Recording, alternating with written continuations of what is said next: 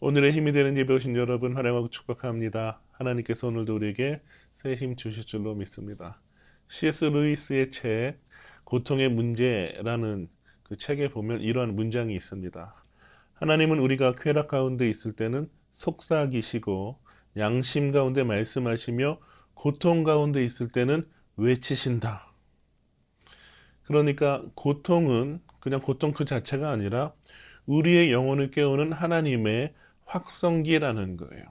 고통을 통해서 하나님께서 지금 나에게 무슨 말씀을 하시는지 우리가 비로소 듣게 되고 들을 귀가 생긴다는 것입니다. 세상의 기준으로 볼 때 고난은 불편하고 또 안 좋은 것으로 여겨질 수 있는데 말씀의 기준으로 볼 때의 고난은 우리에게 유익이 됩니다. 고난을 통해서 하나님의 말씀에 귀를 기울이게 되기 때문입니다. 오늘 본문 시편 119편 67절 69절을 보면 이런 말씀이 있습니다. 고난 당하기 전에는 내가 그릇 행하였더니 이제는 주의 말씀을 지키나이다. 고난 당한 것이 내게 유익이라 이로 말미암아 내가 주의 율례들을 배우게 되었나이다. 아멘. 고난 당하기 전에는 내가 그릇 행하였다. 내 마음대로 살았는데 이제는 주의 말씀을 지킵니다. 왜요? 고난이 내게 임했기 때문에. 그래서 고난당한 것이 나에게 오히려 좋은 일입니다. 유익입니다. 라고 말하는 거예요. 그리고 이 고난을 통해서 내가 주님의 말씀을 배우게 되었습니다. 시인은 고백하는 것입니다. 우리가 탕자처럼 세상에서 쾌락 가운데에 흥청망청 자기 만족을 위해서 자기 자신을 위해서 살 때는 하나님의 마음을 알 수가 없어요. 하나님의 목소리가 속삭이는 것처럼 잘 안 들립니다. 그러나 우리 삶에 고난이 임하잖아요. 어려움이 닥치잖아요. 가정에 문제가 생기잖아요. 그때 비로소 무슨 생각을 하냐면 내 아버지의 집에는 하인들도 풍족히 먹는다. 고난이 닥칠 때야 비로소 아버지의 집을 생각하게 되는 것입니다. 그래서 탕자는 세상 쾌락 가운데서 있을 때는 몰랐다가 고난을 당하자 아버지의 집을 생각하게 되고 아버지의 집으로 돌아가게 되었습니다. 그러므로 고난은 결코 고난으로 끝나지 않습니다. 하나님께서 우리에게 주신 고난은 하나님의 선하신 섭리 안에서 주신 것이며 반드시 목적이 있습니다. 그 목적에 대해서 찰스 스탠리는 이렇게 말합니다.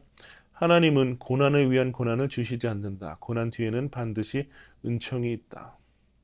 하나님께서 우리에게 주시는 고난은 하나님의 말씀을 깨닫게 하는 은총의 통로가 되는 것입니다. 그러므로 오늘 하루 살아갈 때 때로 우리가 고난을 만날지라도 고난을 통해서 말씀을 배우게 하시는 그 은혜를 감사하는 하루가 되시기를 주님의 이름으로 축원합니다. 고난 중에 주옵소서.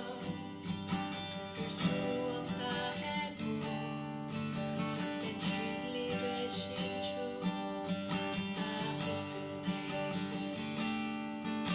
봄이 몰려와도 험한 길을 건너도 믿음의 두 손 들고 주 신뢰해. 내게 행하신 그 놀라운 일 생명 주신 주를 기억하네.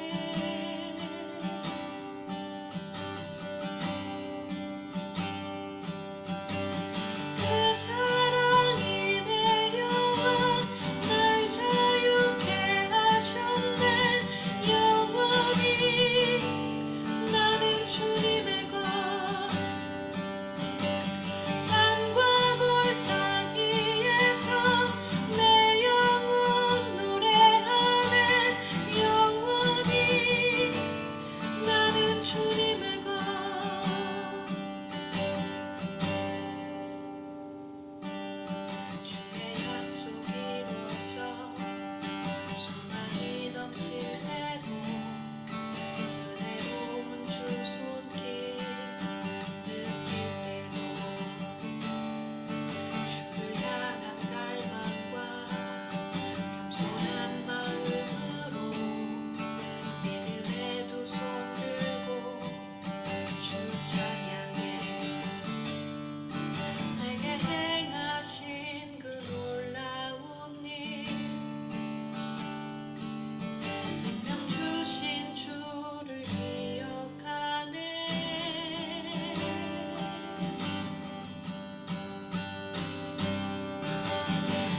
세상